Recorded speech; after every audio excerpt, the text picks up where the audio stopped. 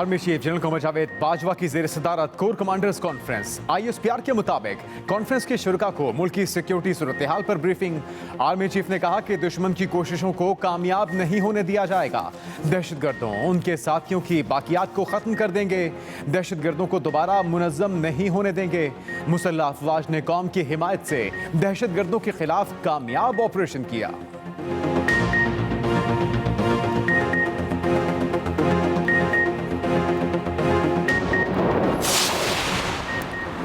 वज़ीर आज़म के खिलाफ तहरीक अदम एतमाद इसी माह लाने की तैयारियां। मुस्लिम लीग नून ने फरवरी ही में इन हाउस तब्दीली की तैयारी कर ली। नवाज शरीफ ने शहबाज शरीफ को अदम एतमाद के लिए गो हेड दे दिया।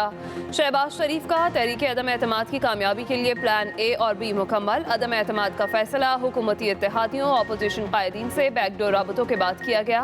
शहबाज शरीफ PDM सरबराही इजलास से पहले मौलाना फजल रहमान को एतमाद मिलेंगे।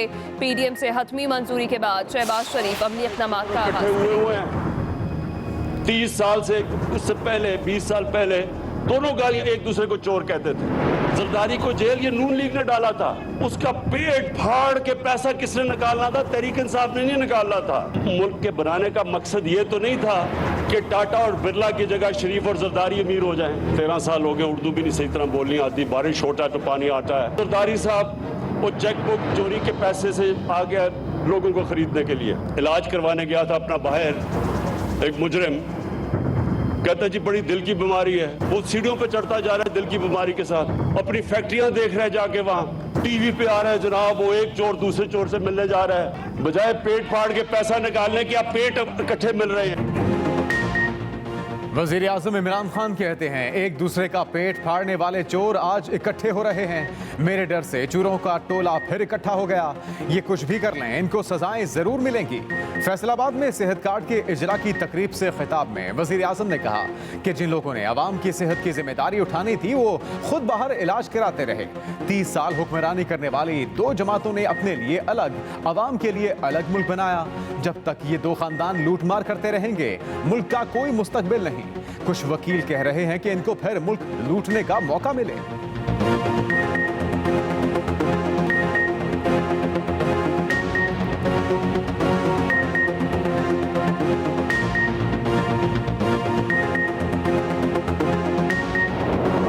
पाकिस्तान पीपल्स पार्टी का अवामी मार्च 27 फरवरी को कराची से निकलेंगे।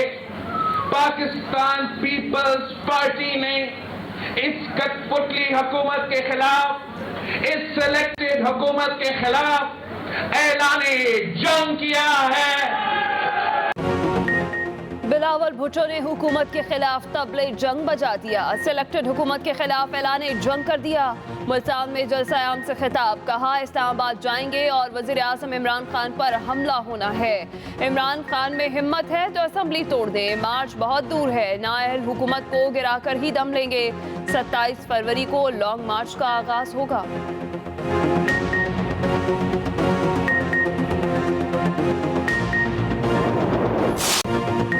PTI हुकूमत को बड़ा धचका, सेनेटर फैसल वाडा नाअहल करार। इलेक्शन कमीशन ने महफूज फैसला सुना दिया। फैसले में कहा गया कि फैसल वाडा ने दोहरी शहरियत के मामले पर झूठा बयान हल्फी जमा करवाया। इलेक्शन कमीशन का फैसल वाडा की सेनेट की रुकनियत का नोटिफिकेशन वापस लेने का हुक्म। फैसल वाडा को बतौर MNA तमाम मरात वापस करने का भी हुक्म दे दिया।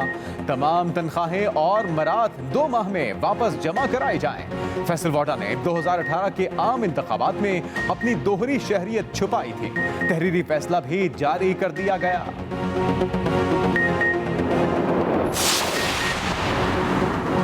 फैसल वाबडा भी नवाज शरीफ और जहांगीर तरीन की लिस्ट में शामिल। आर्टिकल 62(1)(f) के तहत ताहयात नाअहल किया गया।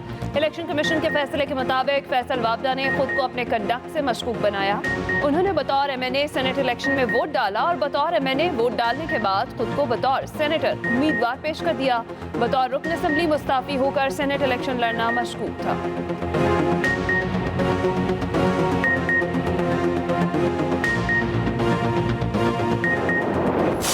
मुझे ये 23 मार्च को भी आते नहीं दिखाई देते। फजल रहमान की और सियासत है, नून और पीपल्स पार्टी की और सियासत है। हमें इशारों और बैसाखियों का इल्जाम देने वाले खुद इशारों और बैसाखियों के तड़पे जा रहे हैं, कुछ नहीं मिलेगा। एस्टेब्लिशमेंट न्यूट्रल है और वो मुंतखब हुकूमत के साथ है। वफाकी वज़रा का फैसल वाडा की नाअहली के खिलाफ सुप्रीम कोर्ट जाने का ऐलान। वफाकी वज़ीर फवाद चौधरी ने इलेक्शन कमीशन के फैसले पर तनकीद करते हुए कहा कि फैसल वाडा की नाअहली का फैसला कोई बड़ी बात नहीं, इलेक्शन कमीशन के फैसलों का पहले ही से पता होता है। वफाकी वज़ीर दाखिला शेख रशीद ने मीडिया से गुफ्तगू में कहा कि एस्टेब्लिशमेंट न्यूट्रल और मुंतखब हुकूमत के साथ है, पूरी अपोजिशन के रास्ते जुदा जुदा हैं, इनकी सियासत 50 दिन की रह गई। इमरान खान सुर्खरू होंगे, मुझे ये 23 मार्च को भी आते नजर नहीं आ रहे।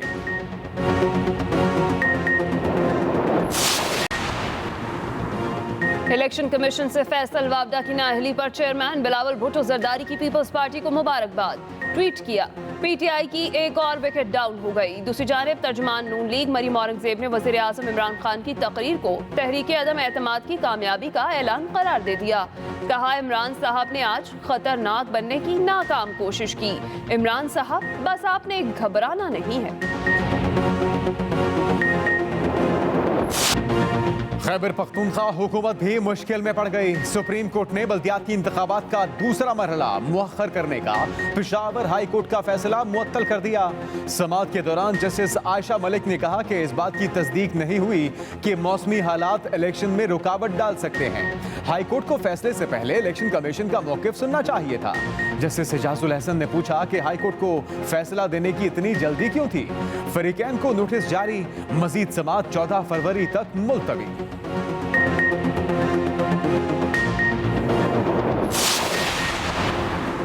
इस्लामाबाद हाई कोर्ट ने सूबाई वजीर ट्रांसपोर्ट की नाअहली का फैसला मुअत्तल कर दिया। इलेक्शन कमीशन ने बकाखेल तहसील चेयरमैन इलेक्शन में हंगामा आराई पर शाह मोहम्मद को नाअहल किया था।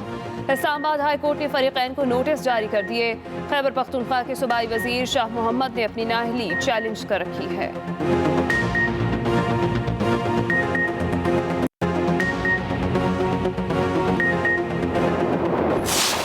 इमरान खान साहब की हुकूमत का जाना ठहर चुका है। उनके जाने में ही पाकिस्तान की बेहतरी है, क्योंकि वो बुरी तरह नाकाम हुए हैं। जितना टाइम था उससे ज़्यादा ले गए, उनका टाइम आउट हो गया मेरा ख्याल है। PMLN अदम एतमाद का जो इकदाम है उस पर संजीदगी से सोच रही है और PDM में भी इस पर बात होगी। इमरान खान हुकूमत का जाना ठहर चुका, अवाम का एतमाद उठ चुका। आइंदा चंद दिनों में फैसला होगा, पहले धावा कहाँ बोलना है। नायब अदालत लाहौर के बाहर साद रफीकी मीडिया से गुफ्तगू, कहा नून लीग पहली बार संजीदगी से अदम एतमाद का सोच रही है। सहाफी ने लीगी रहनुमा से पूछा कि क्या अदम एतमाद के बाद अबूरी वजीर आजम शहबाज शरीफ होंगे या पीपल्स पार्टी से उम्मीदवार होगा।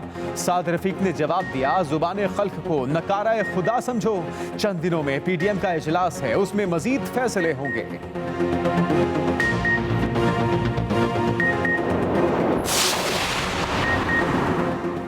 नून लीग के 9 और पीपल्स पार्टी के 12 खुफिया अकाउंट सामने आए हैं। इलेक्शन कमीशन में फॉरेन फंडिंग केस की समाअत के बाद वज़ीर मुमलिकत फारूक हबीब की मीडिया से गुफ्तगू। फारूक हबीब ने कहा, तमाम सियासी जमातों के अकाउंट्स की पड़ताल होनी चाहिए। एक तरफ 22 साल की जदोजहद है तो दूसरी तरफ करप्शन है। इलेक्शन कमीशन से हमारी इस्तदा है कि जल्द फैसला किया जाए।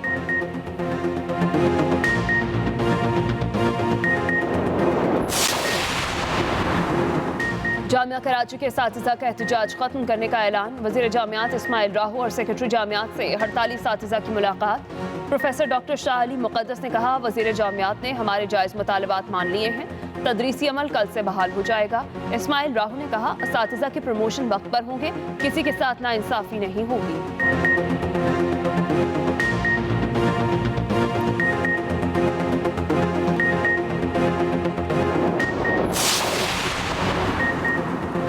बिजली चोरी रोकने और लाइन लॉसेस में कमी के लिए स्मार्ट मीटरिंग मंसूबे पर काम बंद। एशियन डेवलपमेंट बैंक की माली मुआवनत से 22 लाख स्मार्ट मीटर लगाने के मंसूबे पर काम शुरू ना हो सका। हुकूमत 80 अरब से जायद का सॉफ्ट लोन इस्तेमाल करने में नाकाम। जराये के मुताबिक डिस्कोस के बोर्ड ऑफ डायरेक्टर्स ने स्मार्ट मीटरिंग प्रोजेक्ट पर काम रुकवाकर मुतबादिल मंसूबे पर काम शुरू कर दिया।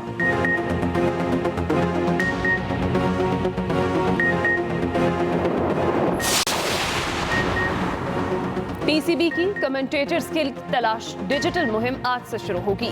मुहिम में हिस्सा लेने की ख्वाहिशमंद अफराद को कमेंट्री की वीडियो जमा कराना होगी। पीसीबी के मुताबिक उम्मीदवार उर्दू या अंग्रेजी में अपनी कमेंट्री की वीडियो बनाकर भिजवा सकता है। नंबर 1 कमेंटेटर को 5 लाख इनाम और फाइनल में कमेंट्री का मौका भी दिया जाएगा।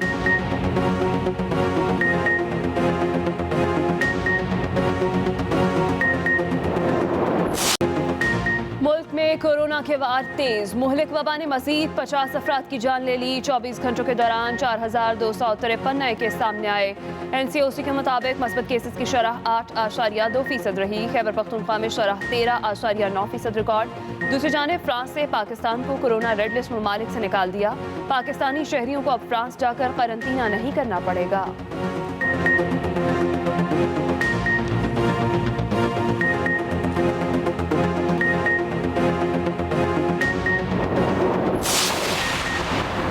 इस्लामाबाद में पुलिस फायरिंग से 10वीं जमात का तालिब इल्म जख्मी, पांव पर गोली लगी।